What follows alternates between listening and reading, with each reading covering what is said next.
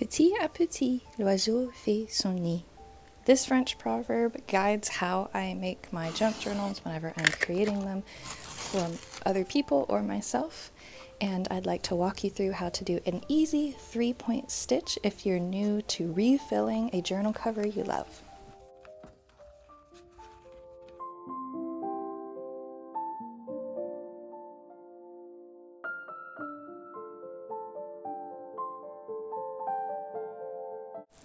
Hi friends, I'm Ashley. Welcome to Darling Cottage Diary. This is my newest pocket diary, adding to my pocket diary collection on my shop. This completely handmade piece I'm so proud of. I made the fabric, like I stained the fabric based on one of Claude Monet's lily pond paintings, recolorized some of it and put it on the fabric, and then I did a lot of hand stitching to try to bring out the pinks and purples, like just the color palette, and give it some dimension on the cover. The velvet ribbon, I wanted this to not have any elastic, no like modern stuff on it, right? I wanted it to look like it could have been made this year or 100 years ago. And the signature is a little different because typically when I make signatures for my diaries I send out to people, they're blank or they're tea stained. You know, they're just a really nice sketch paper or mixed media paper, because I want you to I want it to be a blank page for people to put their thoughts and their art and everything else on. But with this one, I just, because of the handmade nature of the cover, I put so much heart, I guess you could say, into it with all the hand stitching. I wanted the signature to reflect that as well. And so it's a collection of book pages and like real book pages, and then prints that I've designed from vintage and antique pieces that I found. And I wanted to show you how to do if you're new to creating signatures for your art journals, I wanted to show you how to do a 3-point stitch binding on it, because I did one a long time ago, like maybe my 4th or 5th video I made on my channel. So it's been a long time, and I use my sewing machine a lot. So, and of course I've done tons of no-sew videos and people always love those, but this is a really, really simple stitch that requires very inexpensive supplies. And once you do it, it doesn't seem intimidating anymore. So I wanted to go through the whole process of slowly finishing this cover with my little blanket stitch here, and then just showing you how I cut everything, how like my thinking, and how I layer different pages if they're not blank, because you don't want to have too many of the same kinds of pages. If you're doing variation like this, you want to have some balance. And so I just wanted to show you my thinking process, and then towards the very end, if you just want to know the stitch, skip toward the end. But show you how I do the stitch, which is much easier than it seems. So starting with this page here, and my boyfriend got me a cute little emblem stamper. What are these called? Embosser. Got me an embosser for Yuletide this year, and it just came in. I'm so happy with it. It's so cute. And so anyway, I was testing it out on that page, which also was the template that I created for the cover of this, which is the first step if you're making a new signature for a cover that you really like that's refillable. It's really not a difficult process, and so I wanted to show you that you just make the template, and you want it to be, I'm going to say about a centimeter. I'm American, but I'm going to say centimeter because an inch is too big. So a centimeter, maybe like 1/3 to 1/2 of an inch smaller all the way around than your cover, because handmade signatures do tend to stick out in little places, and so you want to give yourself some room. And so the first page that I'm creating here, I wanted some rough edges. So did you know that you can print on like the cheap packing paper that you get at, I don't know, Home Goods? Because I had some extra from left over from the holidays and was like, oh, I wonder, I like this texture and I like that it's, you know, on the thinner side. It's almost like newspaper paper, but blank. And so I was like, oh, I bet I could send this through my printer. My poor printer just is a workhorse and it's not even that fancy, but I try to print all kinds of stuff on it. And so you can. So I took some old French documents that I had scanned into my software forever ago and just printed that out. And I love that it has this like light, and I just used the plain paper setting because it's a real thin kind of leafy paper. But I love that it has that texture on it, so it makes it look old and without, you know, damaging the originals. I respect and love junk journals that are made out of real ephemera, like real old ephemera. It's really hard for me to bring myself to do it. It's really hard, especially if it's a very light paper. Piano paper is super tough. Music paper is super tough. A lot of time, even dictionary paper sometimes is quite tough. So I don't mind using those. Plus, they're pretty prolific. The other stuff, the like documents that are, you know, handwritten on and 200 years old, I struggle to use those in journals. So I almost always use prints for those. So speaking of prints, I was searching in my collection here of old prints I've made, double prints I've made of my own digital kits, and which the digital kits that I have listed in my shop, they're a little small for this journal, but they still fit. They're just a little skinny for this journal cover, but that's okay. I ended up including some of them anyway because it gives dimension and texture as you're going through the signature.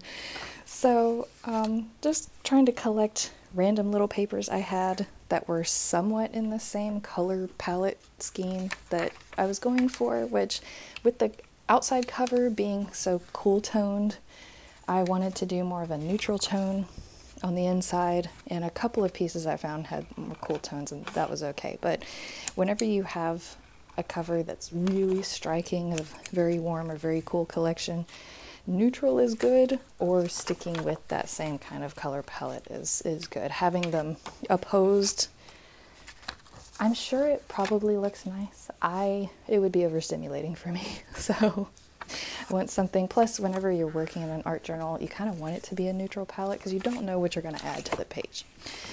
So moving on, this was a tea-stained piece with some stamping that I had done on it, and I liked the column stamp the best, so I wanted to make that fit. And I'm not tossing any of these scraps. I'm keeping them to the side because I will probably use them in something else.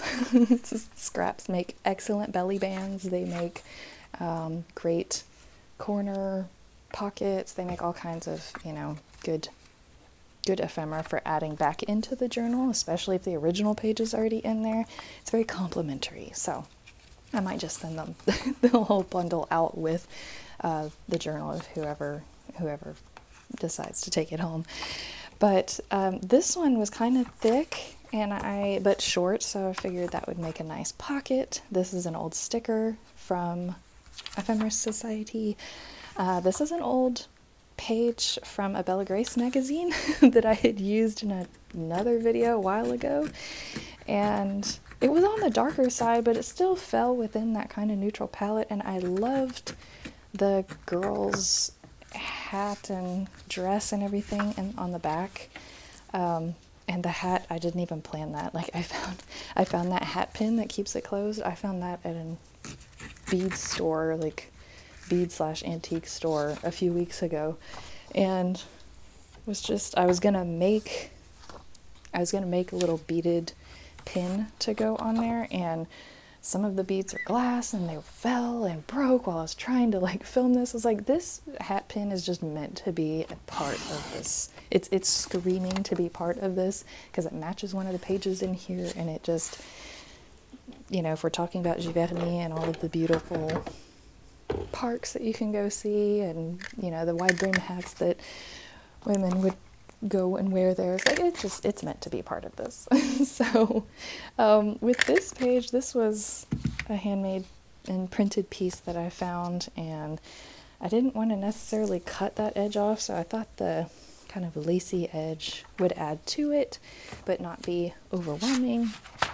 And then of course I love adding vellum pages into my journals because it gives a whisper, a whisper of paper, and vellum is my favorite thing to use an embosser on, like the physical embosser, not the heat one, because it just stands out so much and you don't have to look too hard. Like it really, really highlights if you're using an embossing stamp or roller. So I like to include those. Or if you're going old school with the little round ball pen, I love doing that too. So I always like to include those because sometimes embossing is all I want to do when I sit down to journal.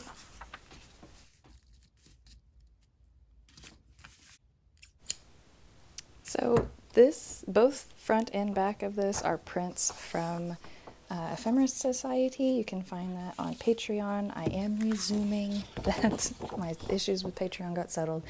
So I am resuming that and all of the benefits starting March 1st. I'm very excited. This break has been so good for me.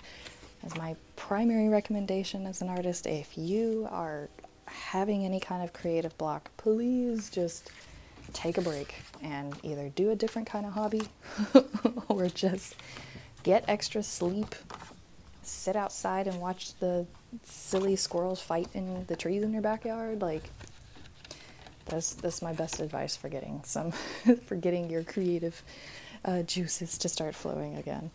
So I wanted to talk about the word ephemerist because my last happy mail that was sent to me, the last letter that was sent to me, she said something about, you always say that you're not an artist, but you are. And I that meant a lot because imposter syndrome happens to, I think, all of us who try to hold ourselves to some kind of standard.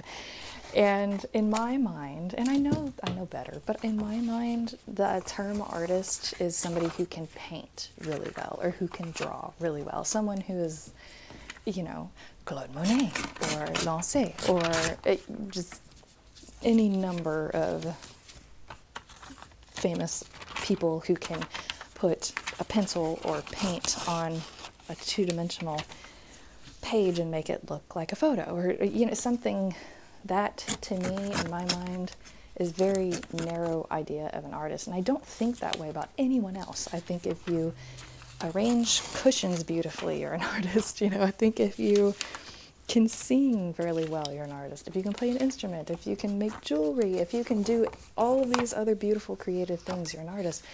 But in my mind, for my standards, it doesn't come out that way. And please let me know in the comments if you're the same, because I can't be alone in this. So I went on a search. I went on a hunt because I'm a word person. I love to write. I went on a hunt to find what a specific word is for somebody who loves to collect paper and ephemera and make art out of that. Like somebody who is, I found the word diaryist, which does not roll off the tongue beautifully. I couldn't stick with that. I love the word diary. I couldn't, diaryist is too much. And sewist is not exactly that, because typically sewists I love stitching, but it's in this context. It's small little projects. I don't make a whole lot of my clothes, even though I know how to. I get overwhelmed with the project and I start it and I get the gumption and then it fizzles out the next time I try to go do it. I can do it in one sitting. I don't like to work on a clothing project for a long period of time. And it has to be something small I can pick up and put down in the evening after work. And I'm sure a lot of you are that way too. This is my relaxation technique, right? This is my high quality leisure, as Jennifer L. Scott said on The Daily Connoisseur. If you don't know her channel, highly recommend. She's one of my comfort ones. And so anyway, I went looking for a word that would encapsulate what I like to do that is kind of under the umbrella of artist, but specific to somebody who loves just to manipulate paper and other things and little bits of fabric and this, like what I do. And ephemerist came the closest, I think, because it is a person who collects ephemera, a person who collects and uses ephemeral pieces of paper and scraps and bits and turns them into something beautiful. And ephemerist is more of like a collector of it. And the old definitions I found, this was a common word in the 17th and 18th centuries, and it kind of fell out as industrialization happened, but I think we should bring it back. And that's kind of why I renamed my ephemera club Ephemerist Society, because it gives us a name, us people who like to do this specific talent, hobby, a name. And it makes me happy that that we have a word now. And so that's why on my little emblem I put Fine Ephemerist Atelier, because that is the exact way to describe what I feel like I do. And it makes me proud that all of you are here and you're making this stuff along with me. So welcome, fellow ephemerists. And something to kind of bring back the French proverb I was talking about in the open of the video. Petit à petit, l'oiseau fait son nid means little by little, the bird makes its nest. And it doesn't sound as ethereal in English because it doesn't rhyme, but all French people say this. Whenever you're talking about a project you're working on, a room you're decorating, a book you're writing, a project, a school project you're working on, this is just like something that a lot of people say, and it's become not an idiom because, I don't know. Like in English, we might say, oh, let's not take that for granted. And some people think it's granite because, like we say it, it's something that French people rattle off so quickly because they know what it means. And it's like a reinforced idea in the culture of things take time. Things take time. Birds find the most perfect, beautiful things that they need to create their nests for their babies. And it's one of the sayings that stuck with me so much because I want everything in my home, in my projects, in whatever I'm doing to be well thought out, to have a place, have a purpose, and be beautiful all at the same time, like multifunctional. And so I keep this in mind whenever I'm creating a signature, whenever I'm creating a journal, whenever I'm creating a kit. Just little by little, you're collecting little bits of things that fit the color palette or fit the style, fit the feeling, that makes you want to sit down. You get excited to sit down and open that book up to get into it and make something pretty or write about your day. You want to just get stuck in there. And I love that it can be used in so many different ways, because this proverb, like art journaling or creating a space or collecting antiques, it reminds us that style, personal style, is cultivated. You wait and adopt what you like and you leave the rest. And it reminds us to be patient. Like writing a letter in ink, we must ponder what we want to say before we irrevocably make our mark on the page. Each piece, each word, each color is an expression of a thought and a feeling, and to rush such a process leaves us displeased later, like it's a small hole in a knitting project. We must unravel any adoption that we are trying to imitate from other artists or books that stop working for us and our style, or we're maybe an arbitrary imitation of someone else's work just because we like how we felt when we saw it. So it's the same with any artwork, I think. We imitate to learn technique, and we bring forth and create. And through this practice becomes, we learn how to breathe through our work and through our art. And slowly as we practice and we keep continue, we keep making, our own voice eclipses those trends and styles and advice of others and grow into the unique timbre and rhythm of our own collected proverbial nest of work, of our body of work. And I'll realize all that sounds very ethereal and academic, but it was just some thoughts that I had while making this. Of that's something that I like so much about the ephemera and the art of creating these journals page by page and piece by piece, and then going back and working them.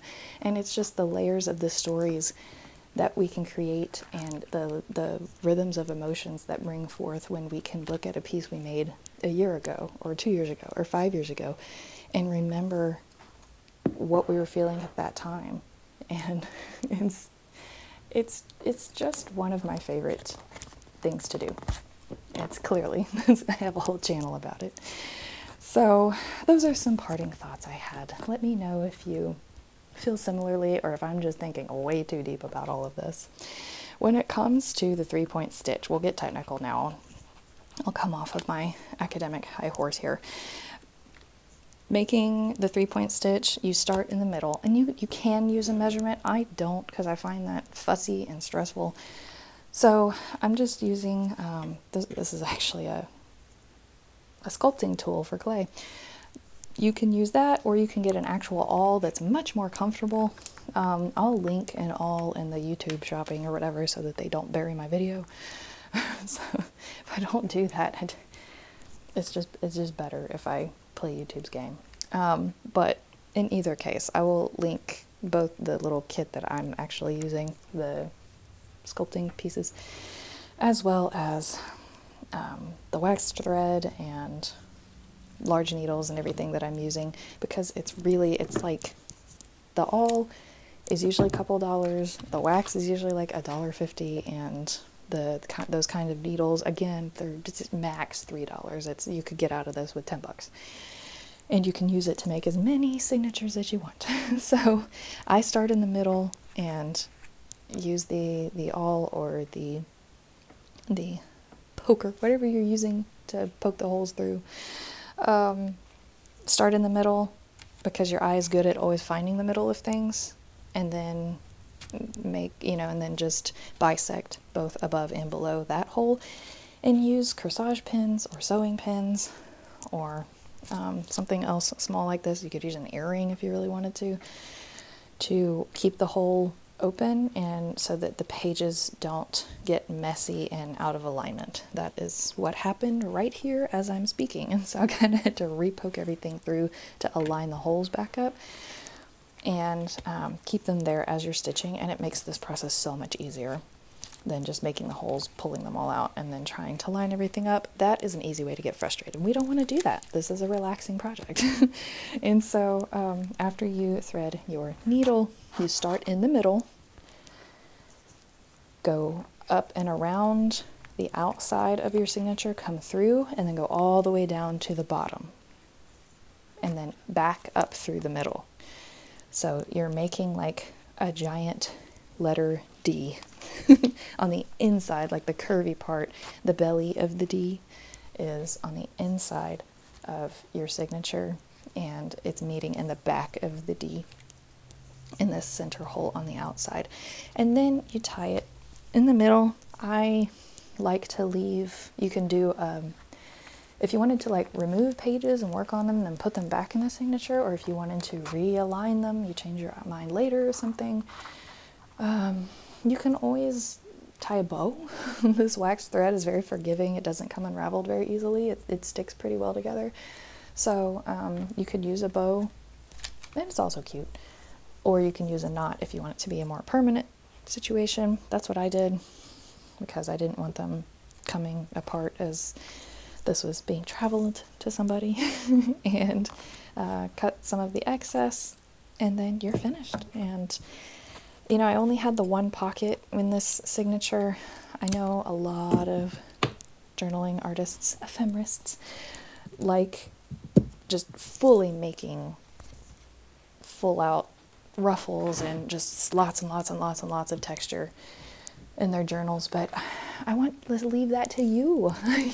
I want you to do that. I'm trying to like keep it as stripped down as possible so that you're able to fill it as you wish.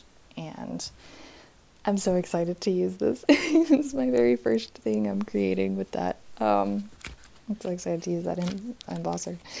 So that is how you create an easy little signature for your own covers.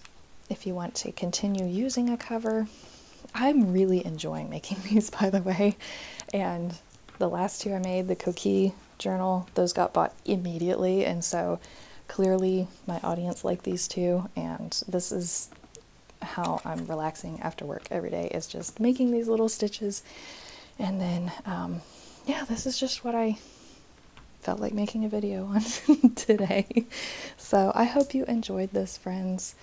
I'm really glad you're here, and I make videos every Sunday. If you're new, if you would like to check out my other work, you can find me at darlingcottagediary.com or patreon.com/darlingcottagediary.